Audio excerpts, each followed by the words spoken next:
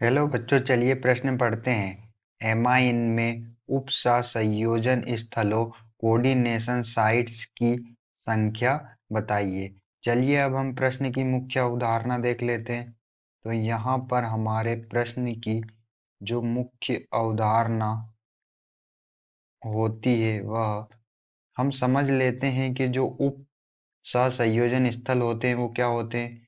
तो उप सहसंयोजन स्थल जो होते हैं वो ऐसे स्थल होते हैं जिसमें लिगेंड के केंद्रीय धातु परमाणु से केंद्रीय धातु परमाणु से सीधे जुड़े स्थल या स्थान को सीधे जुड़ने के स्थल को सीधे जुड़ने के स्थल या स्थान को उपसंयोजन स्थल कहते हैं। लिगेंड जो केंद्रीय धातु से सीधे जुड़े हुए जो लिगेंड के जो स्थल या स्थान होते हैं उन्हें उपसंयोजन स्थल कहते हैं। अब हमें यहाँ पर प्रश्न में एमाइन दिया हुआ है, तो हम देख लेते हैं कि एमाइन में उपसंयोजन स्थल कितने होते हैं। एमाइन जो होता है वो NH3 होता है।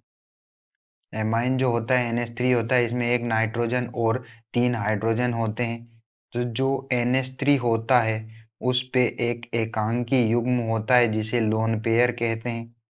इसमें एक एकांकी युग्म होता है जिसे हम लोन पेयर कहते हैं।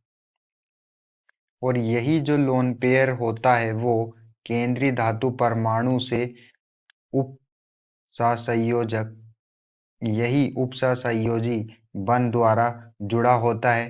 तो जो लिगेंड में केंद्रीय धातु से सीधे जुड़ने के जो स्थल होते हैं, तो यहाँ पर हम देख सकते हैं कि जो हमारा एमाइन है NH3, हमारा जो एमाइन है NH3 उसमें हमारे पास एक लोन पेयर है और यही लोन पेयर सीधे एक स्थान से एक ही स्थल से केंद्रीय धातु परमाणु से जुड़ा होता है।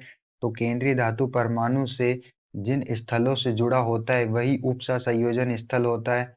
तो यहाँ पर जो हमारे एमाइन है उसमें उपसंयोजन स्थल जो होगा, उपसंयोजन स्थल की जो संख्या होगी वो कितनी होगी, एक होगी।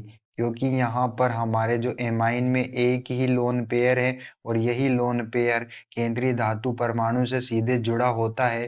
तो इसमें जो उपसंयोजन स्थल की संख्या भी कितनी होगी, एक होगी। आशा करते हैं आपको समझ में आया होगा। धन्यवाद।